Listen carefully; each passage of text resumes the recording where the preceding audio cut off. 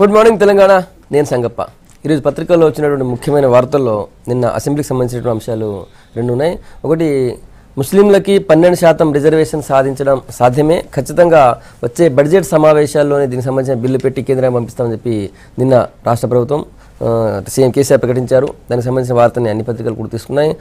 తమిళనాడులో ఇస్తున్నప్పుడు మన దగ్గర ఎందుకు సాధ్యం కాదు, ఖచ్చితంగా మనం కూడా సాధించి తీరుదామని చెప్పి సీఎం అన్నారు. ఆ వార్త అన్నింటిలో కూడా ప్రధాన శీర్షిక. ఇక రెండో వార్త చూసినట్టయితే మొత్తం ఈ అసెంబ్లీ శీతాకాల సమావేశాలు 18 రోజుల పాటు జరిగాయి. మొత్తం వేరే రాష్ట్రాలతో పోలిస్తే, లేకపోతే గత సమావేశాలతో పోలిస్తే కూడా చాలా ప్రశాంతంగా, చాలా మంచి డిస్కషన్ జరిగిందని చెప్పి నిన్న ప్రభుత్వం చెప్పింది. ప్రతిపక్షాలు అధికార పక్షం కంటే ప్రతిపక్షాలకు ఎక్కువ టైం ఇచ్చాం, వాళ్ళే బాగా మాట్లాడారు. ఎక్కువ ఇంతకుముందు కంటే పోలిస్తే చాలా అంశాలని ఈసారి చర్చకు తీసుకున్నామని చెప్పి శాసనసభ వ్యవహారాల మంత్రి హరీష్ రావు చెప్పారు. ఆ వార్త కూడా ఒకటి ఇంకో శీర్షికన ఉంది. ఇక మూడో వార్త చూసినట్టయితే చాలా ఇంపార్టెంట్ న్యూస్గా ఉంది. నిన్న RBI governor Urjit Patel parliamentary స్థాయి సంఘం ముందు హాజరయ్యారు. స్థాయి సంఘం సభ్యులు అడిగినటువంటి ప్రశ్నలకి సమాధానం చెప్పారు. అయితే ఈ నోట్ల రద్దు ప్రక్రియ ఎందుకు తీసుకోవాల్సి వచ్చింది, ఎవరు తీసుకున్నారు, ఈ నిర్ణయం ఎవరిది, తర్వాత ఎంత డబ్బు వచ్చిందనే చాలా అంశాలపైన ఈ పార్లమెంటరీ స్థాయి సంఘంలో ఉన్నటువంటి సభ్యులు ఉర్జిత్ పటేల్ని అడిగారు. అయితే కొన్ని ప్రశ్నలకి ఉర్జిత్ పటేల్ సమాధానం చెప్పలేకపోయారని కూడా పత్రికలు వార్తలు రాశాయి. అంటే లోపల పూర్తిగా అది ఇంటర్నల్ మీటింగ్ అయినప్పటికీ బయటకు వచ్చినటువంటి సమాచారం ప్రకారం, అక్కడ బయటకు వచ్చి అక్కడ ఉన్న సభ్యులు మాట్లాడిన దాని ప్రకారం వచ్చినటువంటి వార్తలు చూసినట్టయితే నిన్న ఉర్జిత్ పటేల్ అక్కడ ఉన్నటువంటి సభ్యులు అడిగిన ప్రశ్నలకి సమాధానం చెప్పలేకపోయారు అనేది ఒకటి వార్త ప్రధానంగా ఉంది. అయితే ఆ మీటింగ్లో మాజీ ప్రధాని, మాజీ ఆర్బీఐ గవర్నర్గా ఉన్నటువంటి మన్మోహన్ సింగ్ ఉర్జిత్ పటేల్ కొద్దిగా సపోర్ట్ చేశారు. కొన్ని సందర్భాల్లో మీరు చెప్పకూడదు అనుకున్న విషయాలను చెప్పాల్సిన అవసరం లేదని చెప్పారని కూడా పత్రికలు రాశాయి. అదొక వార్త ప్రధానంగా ఉంది. ఆ తర్వాత ఈ లావాదేవీల్లో, డిజిటల్ లావాదేవీల్లో వేరే రాష్ట్రాలతో పోలిస్తే మన రాష్ట్రమే టాప్ ఉంది, మిగతా రాష్ట్రాలన్నిటికీ కూడా ఆదర్శంగా ఉందనే విషయం ఒక నమస్తే తెలంగాణ ప్రత్యేకంగా వార్త తీసుకుంది. ఈ లావాదేవీల్లో మనమే టాప్ అన్న శీర్షికన ఆ వార్త రాసింది. ఆ తర్వాత జాతీయ వార్తలో ఇంకొకటి ఏం చూసినట్టయితే, సల్మాన్ ఖాన్కు 18 ఏళ్ల కిందట ఉన్నటువంటి ఒక అక్రమాయుధాల కేసు నుంచి నిన్న జోధ్పూర్ కోర్ట్ నుంచి ఆయనకు ఊరట లభించింది. ఆయన నిర్దోషిని జోధ్పూర్ కోర్ట్ ప్రకటించింది. 18 ఏళ్ళుగా ఆ కేసు విషయంలో ఆయన తిరుగుతున్నారు కోర్టు చుట్టూ. ఆయన ఇప్పుడు దాని విషయంలో పూర్తిగా రిలీజ్ అయిపోయారు ఆ కేసు నుంచి. ఇది ప్రధానంగా ఉన్నటువంటి వార్తలు. ఈ అసెంబ్లీ శీతాకాల సమావేశాలు నిన్న ముగిశాయి. 18 రోజుల పాటు జరిగినటువంటి ఈ శీతాకాల సమావేశాలు తెలంగాణ అభివృద్ధికి బాటలు వేశాయి. ఆ తర్వాత రాష్ట్ర ప్రభుత్వం చేస్తున్న కార్యక్రమాలు, అభివృద్ధి కార్యక్రమాల్లో ప్రతిపక్షాలు, ప్రజలకు ఉన్నటువంటి అన్ని అనుమానాల్ని ఈ సమావేశం నివృత్తి చేసే అంశం మీద మాట్లాడదాం. మనతో చర్చలో బీజేపీ నుంచి ఆచార్య గారు, తర్వాత టీఆర్ఎస్ నుంచి ఎమ్మెల్యే జీవన్ రెడ్డి గారు మనతో ఉన్నారు. ఆచార్య గారు, నిజం కూడా గతంతో పోలిస్తే చాలా ఎక్కువ రోజులు జరిగాయి ఈ శీతాకాల సమావేశాలు. కొద్దిగా తక్కువ లొల్లి అయితే తక్కువ జరిగింది. నిజంగా ప్రతిపక్షాలు సాటిస్ఫై అయినాయి మరి? అంటే శాసనసభ జరిగినటువంటి 18 రోజుల కాలంలో ప్రతిపక్షాలన్నీ కూడా ప్రజా సమస్యలని ప్రభుత్వం దృష్టికి తేవటంలో సఫలీకృతమైనవి. వాటిపైన స్పందించినటువంటి తీరు కానీ, లేకపోతే ప్రజల ఏదైతే శాసనసభ సాక్షిగా సమస్యలని పరిశీలిస్తామనేటువంటి దాంట్లో ప్రభుత్వము ఖచ్చితంగా చెప్పలేకపోయింది. ప్రభుత్వం యొక్క వాదనని మాత్రం ప్రజల ముందు పెట్టినట్టు మనకు స్పష్టంగా కనపడుతుంది. గత 2.5 సంవత్సరాల కాలంలో తమ యొక్క మేనిఫెస్టోని మళ్ళీ ఒక్కసారి ప్రజల ముందుకు తెచ్చినట్టు స్పష్టంగా మనకు కనపడుతున్నది. ప్రజా సమస్యలు అనేకం ఇలా ప్రతిపక్షాలు ముందుకు తీసుకొచ్చిన కొంత సానుకూలంగా వ్యవహరించినట్టు సభ దృష్టికి తీసుకొచ్చి వాటన్నిటిని కూడా ఎంతవరకు అమల్లో చూపిస్తారనేటువంటి దాన్ని మనం కొంత వేచి చూడాల్సినటువంటి అవసరం ఉంది. మొత్తం మీద ప్రతిపక్ష పాత్రలు పోషించినటువంటివి బాధ్యతని సక్సెస్ అయింది. వాటికి అనుకూలంగా ప్రభుత్వం కూడా ఏ రకంగా సమాధానాలు చెప్పడంలో గత శాసనసభకు దీన్ని పోల్చుకుంటే గతంలో మొత్తం కూడా దాడి రూపకంగానే జరిగేది. అంటే ఏది అడిగినా కూడా దాడి జరుగుతున్నట్టే గమనించేది మనం చూస్తే.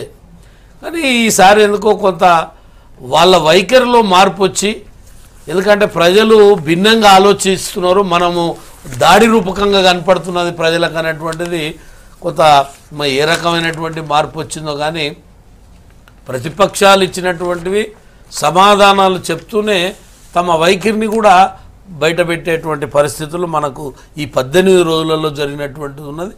కొంత సమయం ఏదైతే గత దానికంటే కూడా ఈసారి ప్రతిపక్షాలు సమయం తీసుకోవడంలో అయితే పాలక పార్టీ సమయం ఇవ్వడంలో కొంత ముందుకు వెళ్ళేటువంటిది మనకు స్పష్టంగా కనపడుతుంది. అయితే జీవన్ రెడ్డి గారు, ఈ 18 రోజులు నిజంగా తెలంగాణ అభివృద్ధికి సంబంధించి అన్ని అంశాలు, చాలా అంశాలు చర్చకు వచ్చాయి. వాస్తవంగా టీవీల ద్వారా ప్రజలు ప్రతినిత్యం వీక్షిస్తూ ఉన్నారు. ఇది ఒక కొత్త హిస్టరీ. గౌరవ ముఖ్యమంత్రి కేసీఆర్ గారు ఏ విషయంలో కానీ హిస్టరీ క్రియేట్ చేస్తారు. గడిచిన 2.5 సంవత్సరాల్లో చూడండి, దేశవ్యాప్తంగా ప్రతి ఒక్కరు మాట్లాడుకునే విధంగా అసలు శీతాకాల సమావేశాలంటే సమైక్య రాష్ట్రంలో కేవలం 4-5 రోజులు తూతూ మంత్రంగా జరిగేవి. అట్లాంటిది ప్రతిపక్షాలు కోరిన మీదట ఎన్ని రోజులైనా ఎన్ని గంటలైనా చర్చిస్తామని చెప్పారు. చెప్పింది చెప్పినట్టుగా 18 రోజులలో దాదాపుగా 94 గంటల 54 నిమిషాలు ఈరోజు చర్చ జరిగింది. దాంట్లో స్వయంగా ముఖ్యమంత్రి గారు 15 నుంచి 16 సార్లు రిప్లై ఇవ్వడం. చరిత్రలో ఎప్పుడు ఏ ముఖ్యమంత్రి 15 సార్లు రిప్లైలు ఇవ్వలేరండి. ప్రతి అంశంలో కూలంకుషంగా వివరణాత్మకంగా పెద్దలు ప్రతిపక్ష నాయకులు కోరిన విధంగా, వారు అడిగిన విధంగా, వారు కోరుకున్న విధంగా సభను విజయవంతంగా నడిపించాం. మొత్తం దాదాపుగా 10 లఘు ప్రశ్నలపై చర్చించాం. లఘు అంశాలపై 15 లఘు అంశాలతో పాటు షార్ట్ డిస్కషన్స్ 15 అంశాలు. ఈ రాష్ట్రంలో గౌరవనీయులు రాష్ట్ర ముఖ్యమంత్రి వర్యులు కేసీఆర్ గారు తమ మేనిఫెస్టోలో పెట్టిన అంశాలన్నింటినీ కూడా కూలంకుషంగా వివరణాత్మకంగా ప్రతిపక్షాలు లేవనెత్తే విధంగా, ప్రతిపక్షాలు ప్రశ్నించే విధంగా ఈ సభను కొనసాగించాం. గత చరిత్రలో శీతాకాల సమావేశాలు 18 రోజులు జరిగిన హిస్టరీ లేదు అసలు. అట్లాంటి అదంతా ఎందుకంటే కేంద్రంలో మొన్నటి వరకు బీజేపీ ఆధ్వర్యంలో జరిగిన పార్లమెంట్ సమావేశాలు చూసాం. 35 రోజులకు 35 రోజులు వాయిదా. కేవలం 1 గంట మాత్రమే ఈ సమావేశాల్లో అంతరాయం జరిగింది. మొదటి రోజు ఏం చెప్పారు? గౌరవ ముఖ్యమంత్రి గారు ఇట్లనే అంటారు, ఎన్ని రోజులైనా ఎన్ని గంటలైనా అంటారు, మాకు అవకాశం ఇవ్వరు అని చెప్పారు. కానీ 94 గంటల్లో దాదాపుగా 70 గంటలకు పైన ప్రతిపక్ష నాయకులు మాట్లాడారు. వారు ఇంక సభ వద్దు అని చెప్పుకునేంత వరకు కూడా ఈ సభను కొనసాగించడం జరిగిందని చెప్పి సందర్భంగా తెలియజేస్తూ ఉన్నాం. సుదీర్ఘంగా వివరణాత్మకంగా ఎప్పుడు గతంలో లేని విధంగా ఇవి జరిగినాయి. దాదాపుగా 110 ప్రశ్నలు, 45 అంటే స్టార్ గుర్తున్న ప్రశ్నలు, 45 ఇతర ప్రశ్నలతో పాటు 361 సప్లిమెంటరీలకు కూడా సమాధానాలు ఇవ్వడం జరిగింది.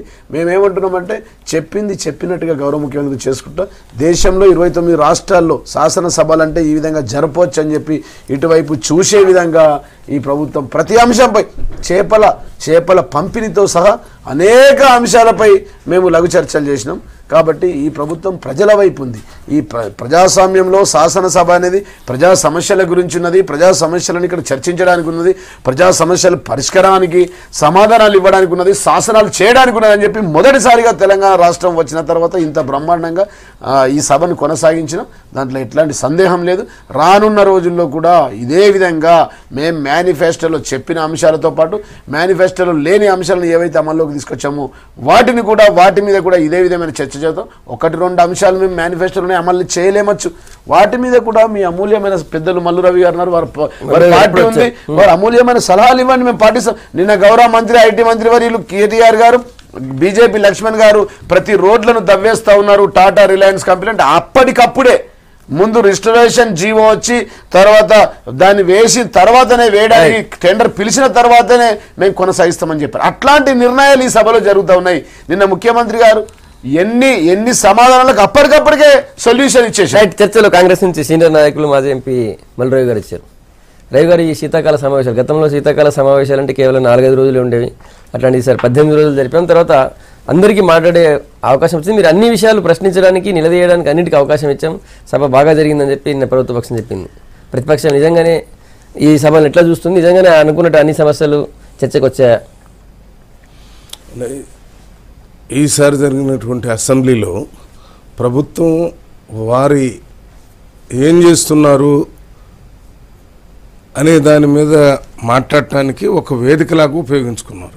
అంతే తప్ప ప్రతిపక్షాలు మాట్లాడటానికి టైం ఇవ్వటం కానీ, దాన్ని చెప్పేదాన్ని వినేటటువంటి ఓపిక కానీ ఇవేమీ లేదు. రోజుకొక సబ్జెక్ట్ అంటాం, ఆ సబ్జెక్ట్ మీద మంత్రులు ముఖ్యమంత్రులు మాట్లాడటం, అది ఒక్కటి మాత్రమే చూపించటం. ప్రతిపక్షాలకు సంబంధించిన వాళ్ళు ఎక్కడైనా మాట్లాడటానికి లేచినా మాట్లాడుతున్నా మైక్ కట్టెట్ చేయటము, టీవీలో కనపడకుండా చేయటం ఈ రెండు చేశారు. ఇది చివరికి ఎట్లా అయిపోయిందంటే ఇది పార్టీ వేదికలాగా మారింది, అసెంబ్లీ లాగా మాత్రం ఎక్కడా కనపడటం లేదు. ఇప్పుడే పెద్దలు చెప్తున్నారు మేనిఫెస్టోలో ఉన్నాయని చెప్తున్నారు. 2.5 సంవత్సరాలు అయిన తర్వాత ఇప్పుడు 12% మైనార్టీస్కి ఇచ్చేటటువంటి రిజర్వేషన్కి వచ్చే అసెంబ్లీలో బిల్లు పెట్టి దాన్ని ఢిల్లీ పార్లమెంటుకు పంపి పార్లమెంట్లో బిల్లు పెట్టి పెట్టనప్పుడు మళ్ళీ సుప్రీంకి పోతే ఈ 2.5 సంవత్సరాల్లో ఆ టైం అయిపోద్ది. ఇప్పుడు దాకా ఎందుకు పెట్టలేకపోయారు? మొట్టమొదటి ఇది ఎలక్షన్ ముందు ఇచ్చినటువంటి అతి ముఖ్యమైనది. అసలు మొదటిది ఏంటంటే మేము 12% రిజర్వేషన్ ఇస్తామని చెప్పారు. ఇవ్వడానికి మీరు ఇచ్చేటటువంటి హక్కు మీ దగ్గర లేదు. మీరు ఓన్లీ రిజర్వేషన్ పాస్ చేసి పైకి పంపెట్టమే. అదైనా మొదట్లో చేయకుండా 2.5 సంవత్సరాల తర్వాత మీకోసమే మేము పనిచేస్తున్నాం అనే విధంగా ఏదో అదొక పంచి నిర్ణయం ఇప్పుడే తీసుకొని పంపిస్తున్నట్టుగా పంపించడం అంటే ఇది మోసం చేయటంలో ఇంకొక భాగమే. అక్కడ ఇస్తారనే దాని మీద అనుకూలమైన వాతావరణమే లేదు అక్కడ.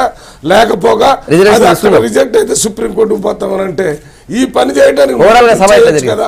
ఇటువంటివన్నీ అంతే ఉన్నాయి.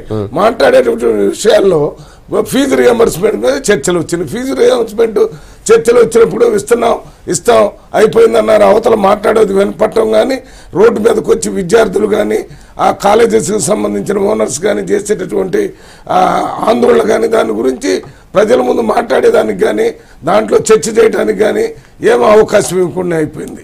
అదే రకంగా రైతులకు సంబంధించింది ఇప్పటికే చచ్చిపోతున్నారు. ఎక్కడ వర్షాలు ఉన్నా కూడా ఈ పంటలకు పనికి వస్తే పోయిన పంటలకు అంతా నష్టం జరిగింది. వాళ్ళ అప్పులు పూర్తిగా తీర్చేయాలంటే అది ఇస్తాం మేము చెప్పామా మీకు వచ్చి మళ్ళీ మార్చిలో బడ్జెట్ పెట్టినప్పుడు అప్పుడు ఇస్తామని చెప్పటం, అది దాటిపెట్టడం, దాని మీద మళ్ళీ చర్చలు పెట్టకుండా చేయటం. ఇటువంటి అన్ని మీరు ఉదాహరణ తీసుకుంటే దీంట్లో మీరు అసెంబ్లీకి లేనప్పుడు కూడా ముఖ్యమంత్రి గారు ఒక సబ్జెక్ట్ తీసుకోవటం, ఆ సబ్జెక్ట్ మీద ఏదో చేస్తున్నామని ఆ రోజు అధికారులతో మాట్లాడితే నెక్స్ట్ డే పేపర్లో పెద్ద హెడ్డింగ్లు రావటం, అదే జరుగుతుంది ఇప్పుడు అసెంబ్లీలో కూడా. అసెంబ్లీ ఎప్పుడు కూడా ఇంత అన్యాయంగా ఎప్పుడు ఈ 60-70 సంవత్సరాల్లో జరగలేదు. మేము పెడతాము, మేము మాట్లాడుకుంటాం అన్నట్టుంది. మా ప్రభుత్వం మా ఇష్టం. మాకింత ముందు ఒక్క మాట టీవీలో ఒక వార్తలు వచ్చాయి, మా వార్తలు మా ఇష్టం అని. ఆ రకంగానే ఇది కూడా మా అసెంబ్లీ అయిపోయింది. కేంద్రంలో 36 రోజులు పార్లమెంట్ సమావేశాలు జరుగుతాయి. ఒక్కరోజు కూడా కేంద్రంలో పార్లమెంట్ సభలు జరగలేవు ఈ దేశం యొక్క భవిష్యత్తున్న సభలో. అట్లాంటిది ఈ రాష్ట్రం యొక్క భవిష్యత్తున్న ఈ సభలో గతంలో శీతాకాలంలో మీరెప్పుడు కూడా 4-5 రోజులకు సమైక్య రాష్ట్రానికి సంబంధించి 10 జిల్లాలకు సంబంధించిన రాష్ట్రం కాదండి. అప్పట్లో 4-5 రోజులకు మించి శీతాకాల సమావేశాలు జరపలేదు. మేము 18 రోజులు జరిపాం, 96 గంటల 56 నిమిషాలు జరిపాం. దాంట్లో అత్యధికంగా ప్రతిపక్ష మాటలు మాట్లాడాలని చెప్పి ప్రతి అంశంపై చేపల పెంపకం, చేపల పంపిణీపై కూడా మాట్లాడుతూ వినాలా సార్? రైతు రుణాలన్నారు. అసెంబ్లీ సాక్షిగా ఆన్ రికార్డ్ గా మల్రావు గారు వినాలా సార్? అసెంబ్లీ సాక్షిగా ఆన్ రికార్డ్ గా గౌరవ ముఖ్యమంత్రి వర్యులు మొదటి అసెంబ్లీ సెషన్ లోనే చాలా స్పష్టంగా ఆన్ రికార్డ్ లో చెప్పారు, మేనిఫెస్టోలో రైతు రుణాలు మాఫీ చేస్తామని చెప్పారు. వింటే మీకు 17,600 కోట్లను 4 దఫాలుగా చేస్తాం, 4,250 కోట్లు ఒక సంవత్సరం చొప్పున 3 సంవత్సరాల 12,600 కోట్లు ఇచ్చాం. 480 కోట్లు ఇచ్చాం.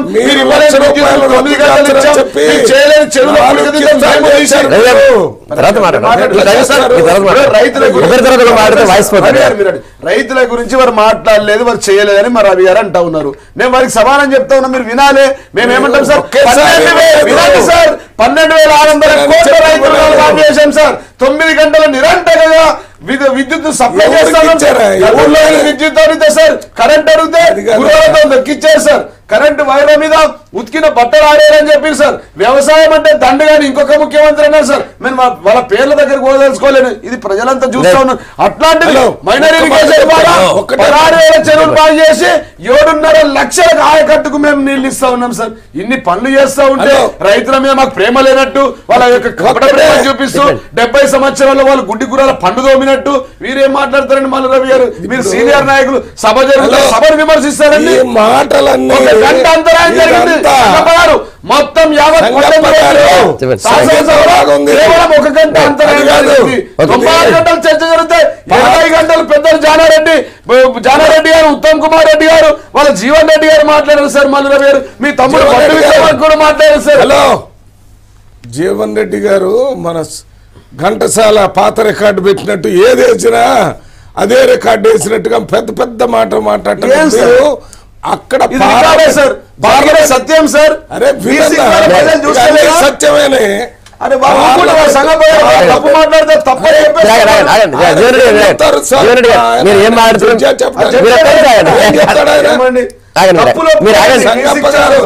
మాట్లాడేవన్నీ తప్పులే, చేయని చేయటమే, చేసినవని చెప్పటమే. సార్ నేనేమడిగాను రైతుల గురించి ఒక మాట విను. రుణాల గురించి రుణాలు మాఫీ చేస్తారు. 12,600 కోట్లు రాలేదా? మీ ఊర్లో రుణాలు మాఫీ కాలేదా? చెప్పనిచ్చేయాలి కదా. అరే ఇస్తామంటే ఎప్పుడు చచ్చిన తర్వాత చేసినట్టు రైతులు మొన్ననే మెదక్లోనే సకుటుంబంగా చచ్చిపోతున్నారు. ఇంతకుముందు ఒక్కడు తీసుకొచ్చింది కాంగ్రెస్ పార్టీ. ఈ దేశంలో చనిపోవడానికి కారణం కాంగ్రెస్ పార్టీ. ఈ దృష్టికి తీసుకొచ్చింది కాంగ్రెస్ పార్టీ. ఈ నీళ్లు లేని పరిస్థితి రైతుల ఆత్మహత్యలకు కారణం మీరేనా? అతి మాటలు ఎవరు నమ్మరు. ఎందుకంటే ఏదైనా మమ్మల్ని మించిన ఒకటి పార్లమెంటు జరిగింది. ఇక్కడ మేము 18 రోజులు జరిపామని చెప్తున్నారు. పార్లమెంటులో మాట్లాడకుండా ఉండాలంటే ప్రజాస్వామ్యాన్ని అక్కడ కాపాడి చూశారు. మీరు నిలబడ్డోని వెళ్ళలోకి పోనోని కూడా సస్పెండ్ చేశారు. ఊరిక లేచి మాట్లాడితే మీరు చెప్పిన దాన్ని ఇది ప్రజాస్వామ్యంలో శాసనసభ ప్రజలకు సమాధానం మీరు ప్రతిపక్షాలు ఆటంకం కల్పిస్తారు. ఇది ఒక్కటి చెప్పండి, ఎట్లా సస్పెండ్ చేశారంటే ముందే ఆ పార్లమెంట్ అసెంబ్లీ అఫైర్స్ మినిస్టర్ లేచి ఒళ్ళోకి పోయినోడు ఎవడని ఉంటే సస్పెండ్ చేస్తా ఉన్నారు. అది పోయినోడిని కూడా కాకుండా పోయారని చెప్పి సస్పెండ్ చేశారు. ఇటువంటి నేను మొదలే చెప్పిన సభ సజావుగా జరగటానికి కారణం ప్రతిపక్షాల యొక్క నైతిక బాధ్యతను అక్కడ మనం గుర్తించాలి.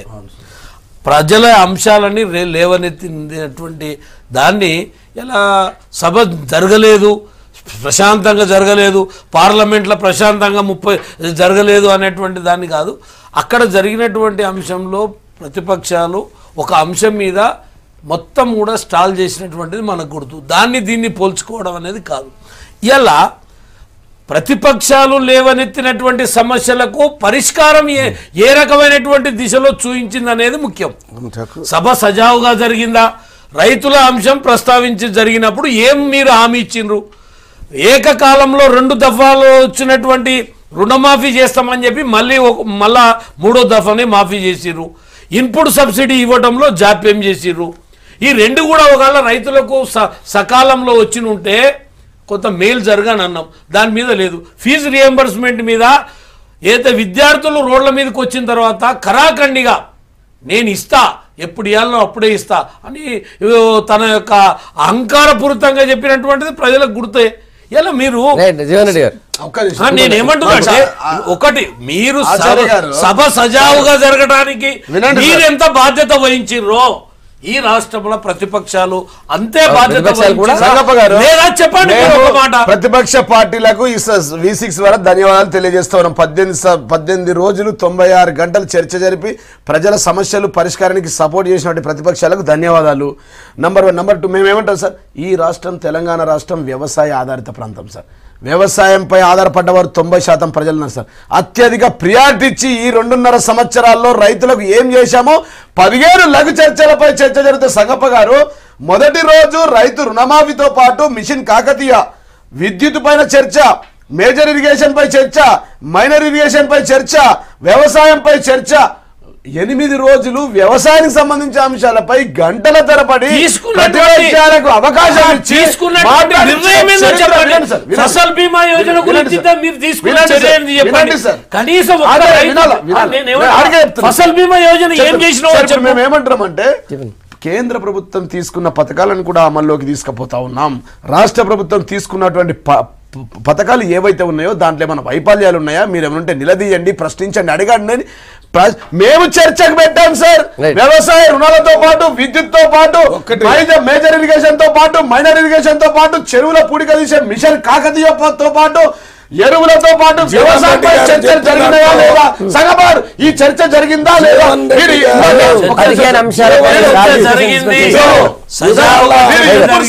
మాట్లాడతారు సార్ ఆచార్య గారు. 5.5 సంవత్సరాలు ఈ రాష్ట్రంలో కాంగ్రెస్ పార్టీ ఇవ్వలేని 480 కోట్ల ఇన్పుట్ సబ్సిడీని వారు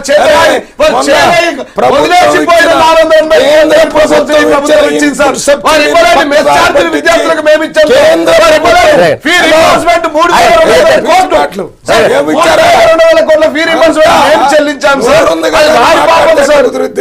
మీరు చెప్పేది నిజం ఉండాలా? కేంద్ర ప్రభుత్వం రైతులకు 3,200 కోట్లు సార్ అసెంబ్లీలో చెప్పారు, పక్కదోవ పట్టించాము, మేము ఇవ్వలేకపోయామని చెప్పినటువంటి ప్రభుత్వం ఏమన్నా మాట్లాడడానికి నైతిక హక్కు ఉందా? 5,000 మేము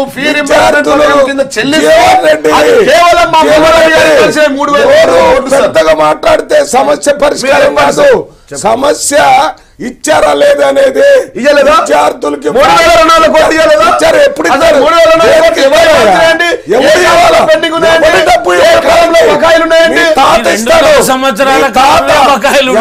ఎవడు ఉంటే వాడు ఇవ్వాలా, ఎవడు ప్రభుత్వంలో ఉంటే వాళ్ళు ఇవ్వాలా?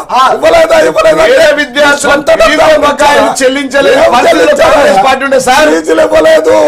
మీరు విద్యార్థుల గురించి మాట్లాడితే మీరు రైతుల గురించి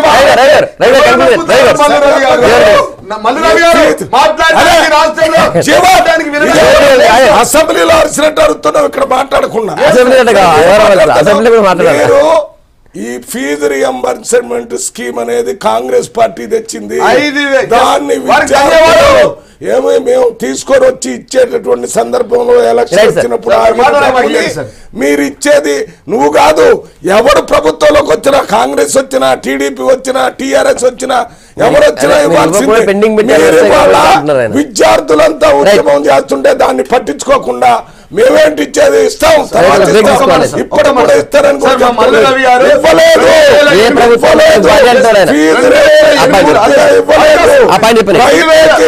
ఒకేసారి మొత్తం అప్పు తీసేయాలి. అప్పటి ముఖ్యమంత్రి 2.5 ఇంతవరకు మొదలు పెట్టలేదు. చెప్పండి. 2008లో అప్పటి కాంగ్రెస్ ప్రభుత్వం తీసుకున్నటువంటి నిర్ణయం ఏదైతే ఉందో ఫీ రింబర్స్మెంట్ లో మేము కొంచెం కూడా మార్పు చేయలేము sir. East west north south కొద్దిగా ఇంచు కూడా జరగలేము సార్. సంవత్సరం ఫాస్ట్ వినండి సార్, కొత్తలు పెట్టి 2008లో సంవత్సరం వినండి సార్, అదే చెప్తున్నా సార్. మీరు మీ వైభవం, మీ రాజ్యంలో జరిగిన వైభవాల గురించి ఇది వైభవాలకి ఇల్లు కట్టుకోవడం కాదు. 2008లో కాంగ్రెస్ ఫీ రింబర్స్మెంట్ పథకాన్ని ఎక్కడ కూడా మేము మార్పు చేర్పు చేయలేదు. సంగప్ప గారు దయచేసి అర్థం చేసుకోవాలా. దానికి ఒక పద్ధతి ప్రకారం వాళ్ళు గతంలో ఇచ్చిన విధానాన్ని అవలంబిస్తూ మేము 4,800 చెల్లించాం సార్. ఆ 4,800 కోట్ల రూపాయలు 200 కోట్ల రూపాయలు కాంగ్రెస్ ప్రభుత్వం. నిన్న అసెంబ్లీలో ముస్లింలకి 12% రిజర్వేషన్ సంబంధించినటువంటి సుదీర్ఘమైన చర్చ జరిగింది.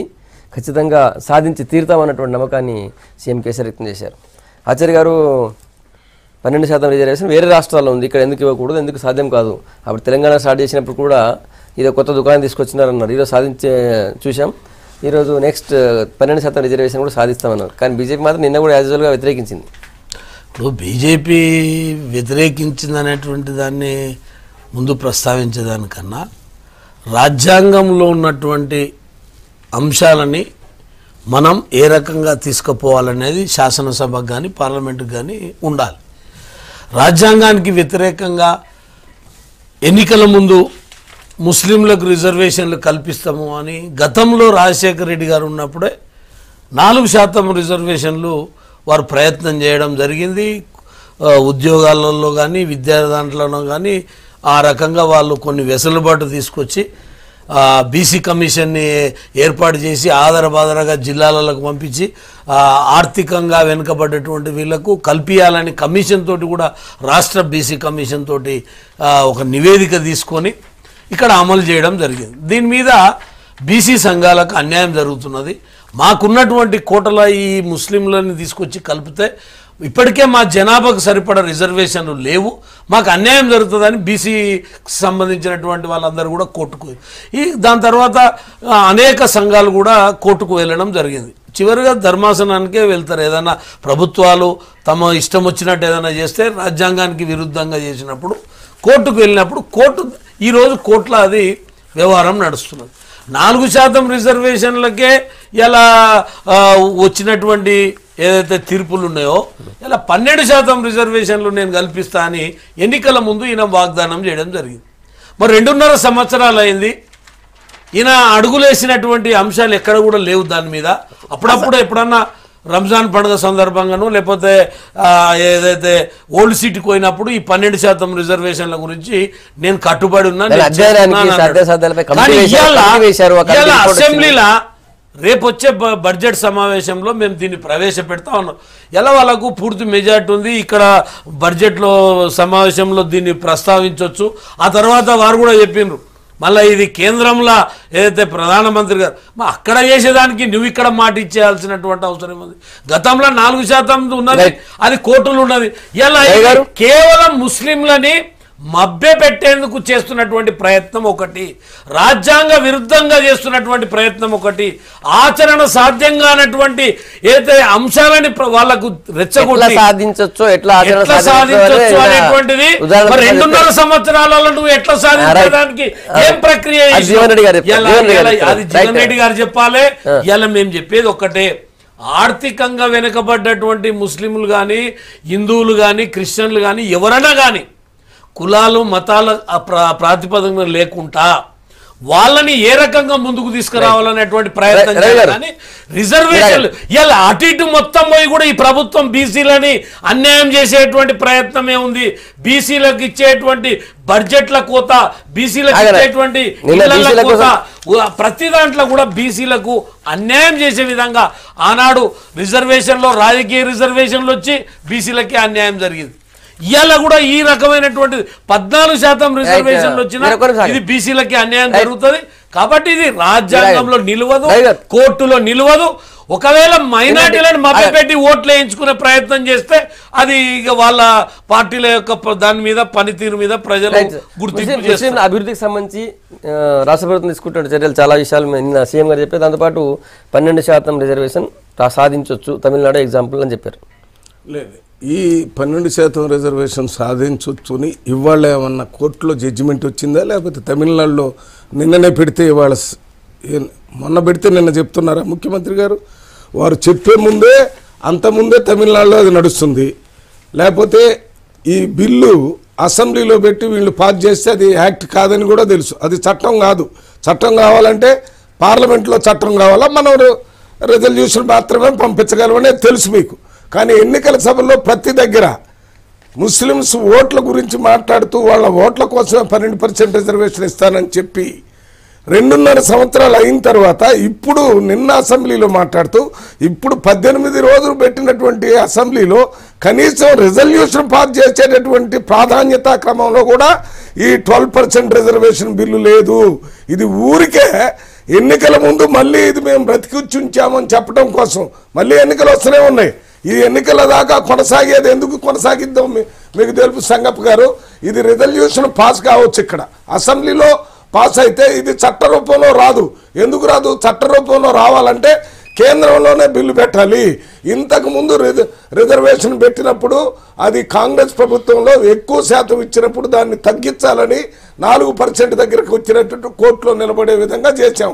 ఇప్పుడు 12% ఇవ్వడానికి కూడా మేము వ్యతిరేకం కాదు. ఇది ముస్లింలకు ఇచ్చే రిజర్వేషన్ కాదు, ముస్లింల్లో ఉన్నటువంటి వెనకబడ్డ వాళ్ళ కోసం ఇచ్చే రిజర్వేషన్.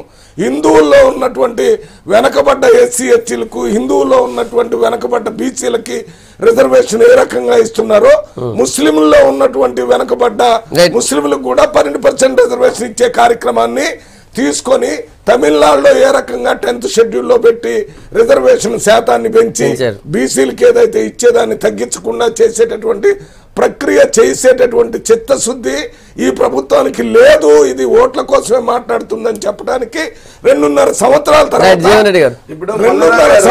తర్వాత రిజల్యూషన్ పాస్ చేయడానికి కూడా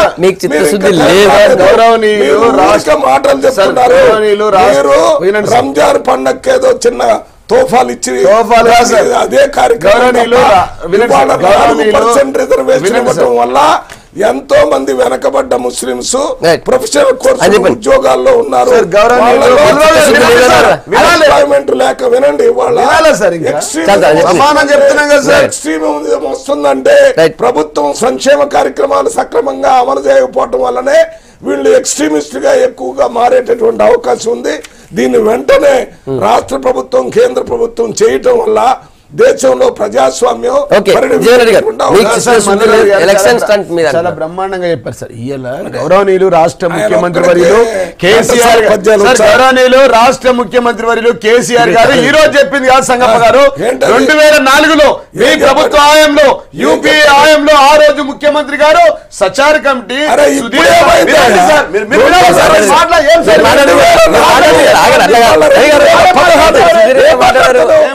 ప్రభుత్వం 2004లో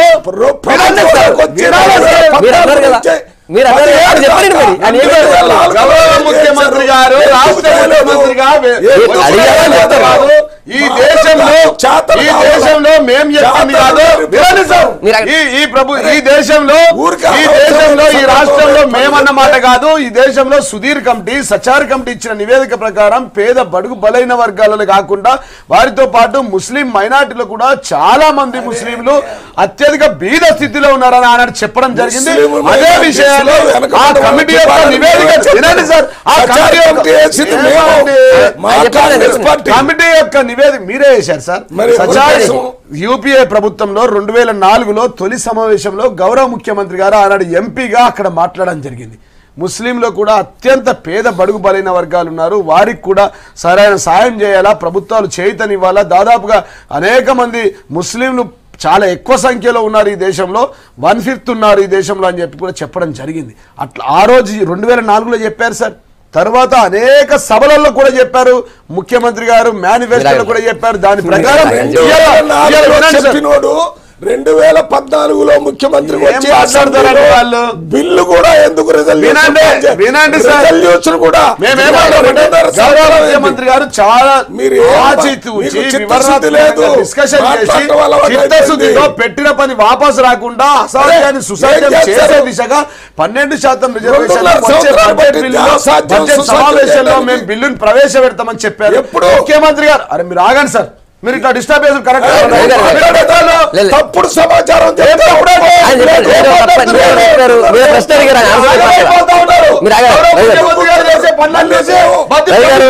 కాంగ్రెస్ పార్టీ అయిపోతా ఉన్నారు, ఆగమైపోతా ఉన్నారు.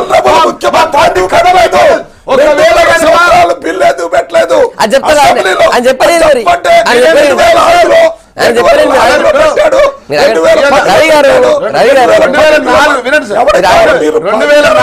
యూపీఏ తొలి సమావేశంలో మాట్లాడారు, అప్పుడు మా ప్రభుత్వం లేదు, మీరు కుటుంబాల పన్ను తోమారా, మీకు ముస్లింల మీద ప్రేమ ఉంటే మీరు సాధించే 40 సంవత్సరాలు ఏం దిద్దారు మేమేమంటాం. గౌరవ ముఖ్యమంత్రి గారు చాలా స్పష్టంగా ఆగండి సార్, మీరు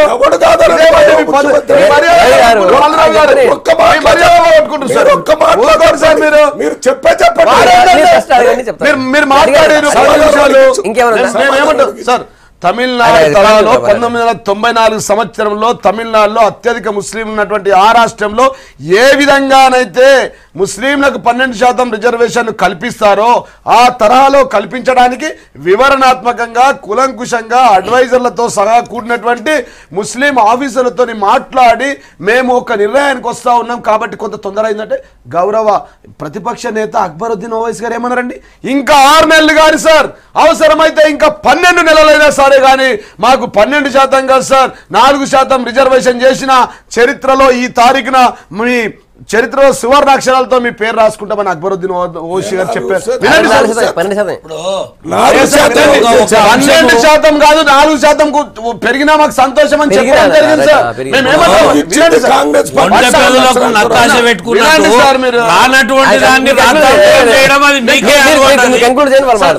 తమిళనాడు తరహాలో ఆ రాష్ట్రంలో ఏ విధంగా 1994 నుంచి అమల్లో ఉందో అదే విధంగా అమల్లోకి తీసుకొస్తాం.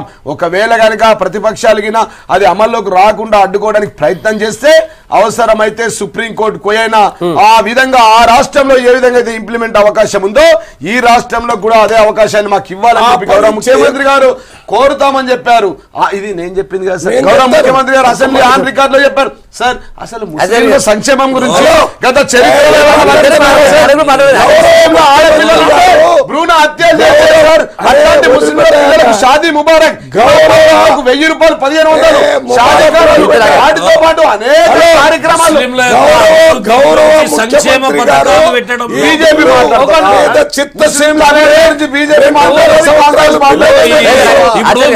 ఇప్పుడు నువ్వు ఏం మాట్లాడుతున్నావు అర్థం ఉండాలి. బీజేపీ మాట్లాడుతా అంటే బీజేపీ ముస్లింలు లేరా? మంత్రులు ఉన్నారు, కేంద్ర మంత్రులు ఉన్నారు. ఏం మాట్లాడుతావు నువ్వు? నువ్వే మాట్లాడితే బీజేపీ మాట్లాడకపోతే ఎందుకు మాట్లాడాలి? బీజేపీ ఎందుకు మాట్లాడాలి? అభివృద్ధి గురించి ఏం చేశారు? బీజేపీ ఇలా అద్వానీ గారు ప్రసారాల శాఖ మంత్రున్నప్పుడు ఉర్దూలో వార్తలు తీసుకొచ్చినటువంటి ఘనత బీజేపీకే దక్కింది. ఇలా హజ్ యాత్రకు అవతల ఏం మాట్లాడినావు? ఆయన మాట్లాడేటప్పుడు నువ్వు మాట్లాడొద్దు. మీరు బీజేపీకి మాట్లాడొద్దు ఏం చెప్తున్నావు? ముస్లింలని అభివృద్ధి చేయటంలో సంక్షేమ పథకాలు ఇవ్వటంలో ఎవరికి కూడా అభ్యంతరం లేదు. కానీ ఒంటె పేదలకు ఆశ పెట్టుకున్నట్టు ముస్లింలని రిజర్వేషన్ల పేరు మీద వాళ్లకు ఆ రకమైనటువంటి దృష్టిని చేయడం మంచిది కాదు. మీరు ఇలా ఇండ్లను కేటాయించారు, ఇలా ముస్లింలకు ఇండ్లు లేవు. ఎన్ని ఇండ్లను కట్టించారు మీరు వచ్చిన 2.5 ఏళ్లలో? ఇలా ముస్లింల పేదరికంలో ఉన్నారు. ఇలా నరేంద్ర మోడీ గారు ముద్రా లోన్లు ఇచ్చిండు, కానీ ఇలా కేవలం ఒక కులానికో ఒక మతానికో ఇయ్యలే. ఇలా ఈ దేశంలో ఏ స్కీమ్ తీసుకున్నా నరేంద్ర మోడీ గారి స్కీము అన్ని మతాలకు సంబంధించిన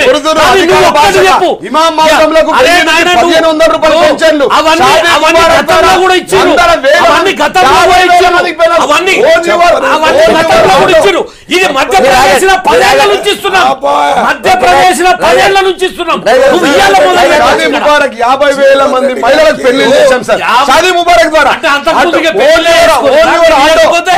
ఆటో ఒక మహిళా ముస్లింలకు సంక్షేమ పథకాలు కానీ వాళ్ళకి సాధ్యం చేసి చూపిస్తామండి. ఏది సాధ్యం చేయలేదు?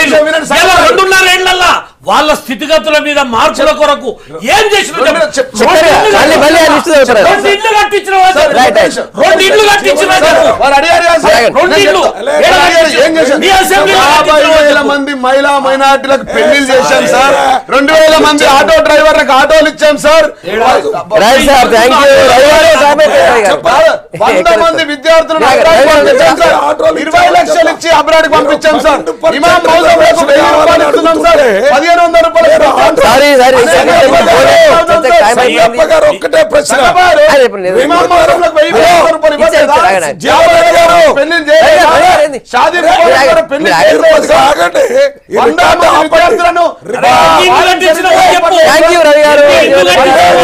ఆచార్య గారు చెప్పండి మరి.